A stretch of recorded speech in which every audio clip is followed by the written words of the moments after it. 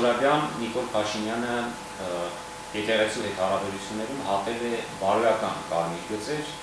հիմա եկեք հասկանանք արդյոք հատվել է նաև իրավական կարմիր գծեր, մասնավորապես այսօր շարժողության նրա հերթական գրառումը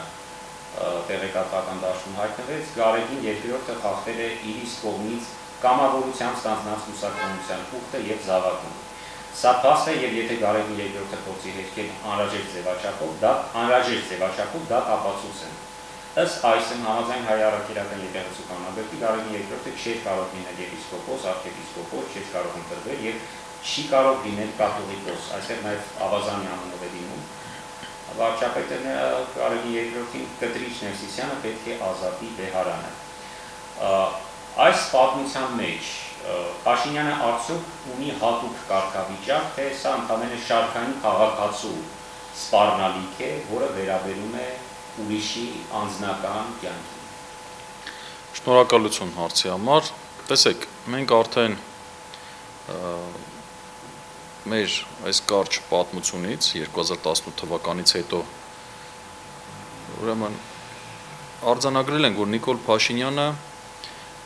ոչ միայն բարոյական սահմաններն է հատում, այլ նաև իրավական։ Եթե հիշում եք, նույն այդպիսի սիրո և համերաշխության ֆոնով նաև դատարանների շրջափակման կոչ էր անում։ Եվ արդյունքում դատարանները շրջափակվեցին, ինչը ուղիղ սահմանադրության և օրենքների խախտում է։ Բայց նա մարսեց, այսինքն դրան չհաջորդեցին քրեական պատասխանատվության գործընթացներ, և նա այսպես հաջողացրեց այդ խնդիրը փորձեց այսպես անտեսելու տալ ու անցավ առաջ։ Ու շատ ոլորտներում Նիկոլ Փաշինյանը ձախողել է։ Եվ ամենաառաջինը երկրի անվտանգության հարցով։ Մենք այսօր չունենք Արցախը, մեր երկրի սահմանների մի մասը թշնամու տիրապետման տակ է։ Մենք այսօր խեղճացած վիճակում ենք Ադրբեջանի, թուրք-ադրբեջանական ուժերի առջև, միջազգային հանրության հարթակներում նվաստացած կարգավիճակում ենք, և այսօր Նիկոլ Փաշինյանը փոխանակ առաջնային այդ խնդիրները լուծի, մեզ շեղում է այս արհեստական օրակարգով, բայց որը հեռուն գնացող նպատակ ունի։ Այո, նա բարոյական սահմաններից բացի խախտել է նաև իրավական սահմանները։ Մասնավորապես լինելով հանրային պաշտոն զբաղեցնող անձ, նա իրավունք չուներ զսպվածությունից դուրս իրեն այդպիսի լկտի արտահայտություններ թույլ տալ և նման, այսպես ասեմ, հալածանքի գործընթաց ստեղծեր։ Նա լավ գիտի, որ այս գործընթացները տանելու են բախումների։ Եթե նա հետևողական եղավ իր այս հալածանքների մեջ, ապա լավ գիտեք, որ նրան լսող որոշակի անձինք, օրինակ մի հոգի, հիշում եք, եկեղեցականներից մեկի հետ գնացել և հավիախառն արտահայտություններ էր ներկայացրել, այսինքն կլինեն անձինք, որոնք նրան լսելով և նաև նրա հրահրմամբ կգնան և փորձեն մայրաթոռում նաև ֆիզիկական ուժի առկայությամբ, այսինքն փորձել Վեհարանի վրա ճնշում գործադրել։ Դրա պատասխանը կլինի կարծում եմ նույն ֆիզիկական ուժի կիրառմամբ հակահարված տալ այդ ապօրինությանը, ինչը կբերի բախումների։ Գիտեք ինչ, այստեղ մի կարևոր բան կա։ Դուք քիչ առաջ ընթերցեցիք Նիկոլ Փաշինյանի արտահայտությունները, բայց այդտեղ ինքը մի կարևոր բան էլ ասում, ինքը ասում է ես որպես եկեղեցու հետևորդ։ Բայց տեսեք, Հայ առաքելական Սուրբ եկեղեցին համարվում է ընդհանրապես մայր և կոչվում է մայր եկեղեցի։ Ինչու է համարվում մայր, որովհետև յուրաքանչյուր քրիստոնյա, երբ որ մկրտվում է,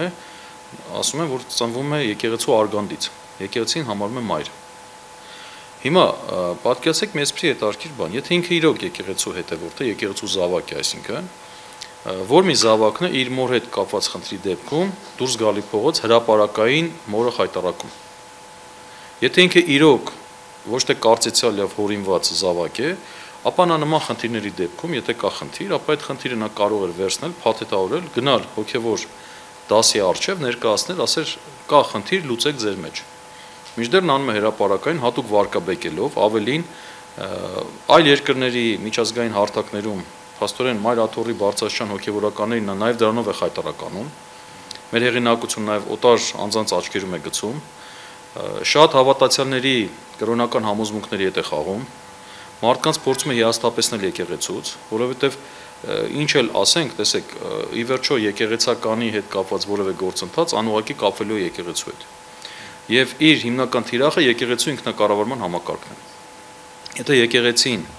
կարողանա Նիկոլ Փաշինյանի եւ նրա նմանների կոչերով կամ հալածանքներով իր ներսում փոխի կաթողիկոս կամ այլ պաշտոնյաներ, ապա կստացի որ եկեղեցու ինքնակառավարման համակարգը խոցված է եւ չի աշխատում։ Մինչդեռ եկեղեցին մենք լավ գիտենք, որ հարյուրամյակներ առանց պետության հովանավորության, որովհետեւ չենք ունեցել մենք պետականություն, եկեղեցին ինքն է պետության դերը ստանձնել, այդ ինստիտուցիոնալ հիշողությունը պահել, մեր ինքնությունը պահել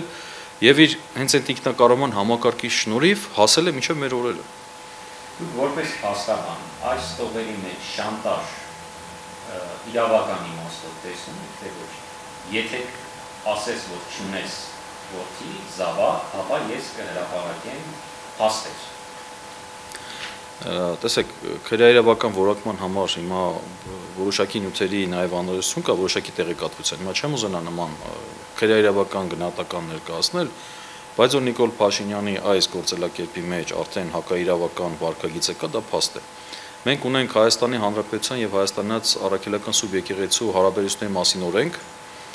որտեղ հստակ սևը սպիտակի վրա գրված է, որ Հայաստանի Հանրապետությունը ճանաչում է եկեղեցու ինքնակառավարումը։ Այսինքն Հայաստանի Հանրապետությունը չի կարող մտնել եկեղեցու ինքնակառավարման հարցերի մեջ։ Նիկոլ Փաշինյանը հանդես է գալիս որպես վարչապետ։ Երբ որ Նիկոլ Փաշինյանը խոսում է կաթողիկոսին փոխելու մասին, սա ուղիղ անարգանք է եկեղեցու ինքնակառավարման նկատմամբ։ Սա պարզից էլ պարզ է։ Սա արդեն հակաիրավական վարքագիծ է։ Եվ այս հակաիրավական վարքագիծը կարող ունենալ շատ ավելի վատ հետևանքներ։ Ինչպես արդեն նշեցի, կարող է բախումների առիթ դառնալ։ Եթե փորձենք ավելի պարզեցնել, օրինակ Նիկոլ Փաշինյանը սովորական շարքային քաղաքացիական անձ է։ Եվ այդպիսի գրառում է անում, հայտարարելով, որ հայ եկեղեցու հետևորդ է, զավակ է, գիտի այդպիսի փաստեր, եւ եթե դեհապարը հետքի դրանք, ապա ինքը որպես շարքային քաղաքացի կհրապարակի այդպիսի փաստեր։ Ապա դա իր հերթին ինչ իրավական հետևանք կարող է ունենալ շարքային քաղաքացու դեպքում։ Տեսեք, նախ սկսենք այն կետից, որ նա շարքային քաղաքացի չէ։ Նա բնականաբար տիրապետում է պետական լծակներին, այդ թվում հատուկ ծառայությունների լծակներին, եւ բնականաբար, երբ որ ինքը մի բան է խոսում, արդեն ցանկացած քաղաքացի գիտակցում է, որ նա խոսում է պետության անունից։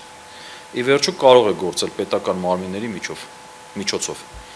Եվ բնականաբար մենք չենք կարող ասել գործ ունենք շարքային քաղաքացու կարծիքի հետ, որովհետև շարքային քաղաքացու կարծիք կարող է ասվել, անտեսվել ու որևէ մեկը դրան ուշադրություն չդարձնի։ Ի վերջո, տեսեք, 2018 թվականից իշխանության գալով ինքը շատ լավ գիտեր, որ այն խոսակցները, որը հիմնականում ինքն է վարում, այդ խոսակցները նաև կար, ընդ որում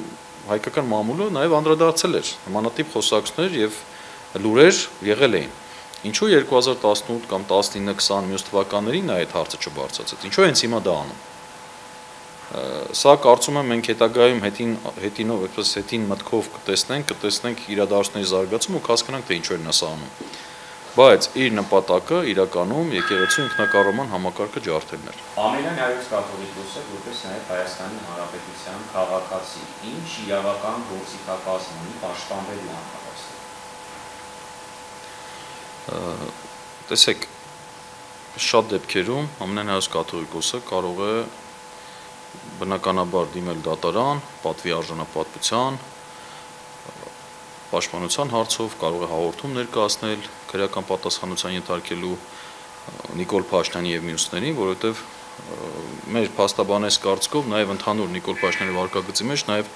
քրեական օրենսգրքի որոշ հոդվածների հակասություններ կա, բայց այս մասին ես չեմ ուզում այս պահին այդ հարցը մանրամասնեցնել, թե ինչ կորոշի ամենայն հայոց կաթողիկոսը, բնականաբար ես չգիտեմ, որովհետեւ ի վերջո նա կարող է հայրական բարձրությունից ուղղակի անտեսի կամ ուշադրություն չդարձնի, կամ ուղղակի հայրական հորդորով կամ խրատով բավարարվի։ Բայց բոլոր դեպքերում, ինչպես տեսնում եք այս խառը ժամանակահատվածում, երբ զուգահեռ մենք միջազգային հարթակներում տեսնում ենք, որ բանակցություններ են ընթանում հաշտության պայմանագրի կնքման ուղղությամբ, երբ որ մենք տեսնում ենք, որ այս գործընթացը սկսվեց այն բանից հետո, երբ վեհապար հայրապետը Շվեյցարիայում քննարկման նյութ էր դարձրել Արցախի հետ կապված Ադրբեջանի վայրագությունները, սա միանգամից հաջորդեց այդ քննարկմանը։ եւ մենք տեսնում ենք, որ սրանով իմ անձնական կարծիքով սա հերթական պատերազմի նախապատրաստությունն է։ Նիկոլ Փաշինյանը ջարդում է մեր ազգային ոգին, ինչը թշնամու համար դառնալու է պատերազմ հրահարելու հերթական քայլը։ Շատերը նաև Փաշինյանի այս գրառման մեջ տեսան միտումներ, քայլեր քաղաքացիական պատերազմի, մասնավորապես նրա այն խոսքը, որ պետք է հավաքվել եւ Վեհարանը ազատել, քրիստոնեաբար ազատել եւ տեղ թողնել, ինչպես ինքն է ասում, սրբազան հոգեվորականի այլ տեխնացուի համար։ Դուք այս խոսքերը այդպես եք հասկացել, թե ոչ։ Տեսեք, ես անկեղծ փորձեմ ասել, ես ինչ եմ հասկացել։ Մի բան մտածում եմ, որ դիտավորյալ այնպիսի գործողություններ է կատարում Նիկոլ Փաշինյանը, որպիսի իրեն ուղղակի ասեն հաջողություն եւ իշխանությունը վերցնեն իր ձեռքից եւ ինքը հերթական հաջորդ ծանր որոշումը չկայացնի։ Իսկ հաջորդ ծանր որոշումը իրենք հասցրել են պատերազմի շեմին։ Ավելի վատ հետևանքներ են մեզ սպասվում։ Ինձ մոտ այդ տպավորությունն է, որովհետեւ ինքը ցանկացած ոլորտ մտավ, փաստաբաններին հարկման տակ տվեց, տաքսի վարորդներին հարկման տակ գցեց, աուդիտորներին, հաշվապահներին, այսինքն բոլոր ոլորտներին սկսեց նեղացնել։ Հիմա տեսնում եմ, որ մենք իրար չենք գալիս։ Սահմանները տալիս է, ադրբեջանցիներին ինչ-որ հոգևոր կրոնի տոներ է շնորհավորում, ու մեր ժողովուրդը ռեակցիա չի տալիս։ Կարծես մենք էլ ենք զոմբիացված վիճակում գտնում, նա ինչ անում է, ասենց ուղիղ նայում ենք իրեն։ Առանց գործողության։ Հիմա ասում են, լավ, ինչ անեմ, այս մարդիկ, որ ինձ հաջողություն մաղթեն եւ ճանապարհեն տուն։ Ինչ անեմ, հիմա մտնեմ սրբությունների դաշտ։ Որտեվ եկեղեցին ինքը լավ հասկանում է, որ եկեղեցին այն կարմիր գիծն է, որը որ շատ մարդկանց կմղի արդեն ուրիշ գործողությունների։ Ես անկեղծ որ ասեմ, այդպես եմ մտածում։ Որտեվ որևէ ռացիոնալ մարդ այս խառը ժամանակ եկեղեցու հետ չի մտնի պատերազմի մեջ։ Լավ իմանալու, որ դրա վերջը շատ վատ է լինելու։ Բայց ինքը կարծես դիտավորել հետևողականորեն, այս գիծն է պահում։ Կա նաև հանրային դիսկուրս, որը իհարկե քաղաքական որոշակի աջակցություն է ստանում, սնվում քաղաքական ակունքներից, ասվում է, որ պատերազմը սկսվեց այն պատճառով, այս հակամարտությունը եկեղեցի իշխանությունները այն պատճառով, որ եկեղեցին սկսեց միջամտել քաղաքականությանը կամ զբաղվել քաղաքականությամբ։ Իրավական տեսանկյունից այստեղ կարող է նման հարց լինել, թե ոչ, եկեղեցին լիազոր է, ունի հնարավորություն քաղաքական առնվազն տեսակետ արտահայտելու կամ, չգիտեմ, գուցե նաև հետագայում ինչ-որ պաշտոն զբաղեցնելու քաղաքական կողմը։ Տեսեք, շատ լավ հարց տվեցիք։ Խնդրեք անմիանում, որ Բագրատ Գալստանյանի այս քաղաքական հավակնությունները իշխանության կողմից նույնացվեց եկեղեցու հավակնությունների հետ, բայց դա այդպես չէ։ Որովհետև եկեղեցին իր սկզբանե իր բաժանարար գիծը քաշել էր եւ հստակ դիրքորոշում էր հայտնել, որ ինքը չի այդ քաղաքական գործընթացների հետ ինքը կապ չունի։ Բայց իշխանությունը Բագրատ Սրբազանին նույնացնելով եկեղեցու հետ փորձեց ցույց տալ, որ եկեղեցին քաղաքականությամբ է զբաղվում եւ հետեւաբար մրցակից կառույց է, մրցակցության դեպքում մենք էլ այսպես ենք անում։ Բայց դա արհեստական օրակարգ է, որովհետև եկեղեցին իրենք էլ լավ գիտեն, ի վերջո իրենք շատ լավ հասկանում են, որ դա այդպես չի եղել։ Որովհետև ի վերջո կա հոգևորականի հավակնություն, հիմա հոգևորականն էլ մղվել է այդ քայլին, որովհետև տեսել է, որ երկիրը տանում է կործանման։ Այդպես է պատկերացրել, այդպես է գործել։ Մենք գիտենք, որ Բագրատ Սրբազանը նաև լիազորություններ կասեցված են, այսինքն այդ առումով Տավուշի թեմի առաջնորդման հարցում կասեցված են եւ մինչեւ էլ շարունակում է կասեցված մնալ։ Սա էլ է խոսում նրա մասին, որ եկեղեցին քաղաքական այդ օրակարգի հարցում չունի ոչ պատասխանատվություն, ոչ էլ մասնակցություն։ Եվ հիմա այս հարցը արհեստական բերել, կապել դրա հետ, կարծում եմ այդքան էլ արդար ու ճիշտ չի։ Եվ վերջին հարցը բավական նույն բարձր փորձեմ ձևակերպել։ Փաշինյանը որևէ փաստ չի հրապարակում, քանի որ հասկանում է, որ դրա լիազորությունը չունի օրենքի տեսանկյունից։ Թե սա եւս մարտավարություն է եւ ինչ-որ բանի նաեւ հնարավոր է ինչ-որ փաստեր հրապարակել։ Տեսեք, ես ինքս չգիտեմ ինչ է կատարվում այս հարցի, այսպես ասեմ, պատիծային կողմ, հա։ Բայց ես մի բան գիտեմ, որ Նիկոլ Փաշինյանի ձեռագիրը Տուշոնկա օպերացիայի նման է։ Այսինքն ինչ է անում, փորձում են արհեստական, ինչպես Մանվել Գրիգորյանի վարկաբեկեցին, եթե իրենք Մանվել Գրիգորյանի, ասենք այդ պահեստում նույնիսկ տանկ գտնեին, չէ, կամ ասենք ավելի մեծ տեխնիկա հրթիռներ, որևէ մեկը Մանվել Գրիգորյանի նկատմամբ բացական վերաբերմունք չէր ունենա, որովհետև պատերազմող անձը կարող է այդպիսի բան լինել, բայց Տուշոնկան, տեսեք, Տուշոնկայի գտնելը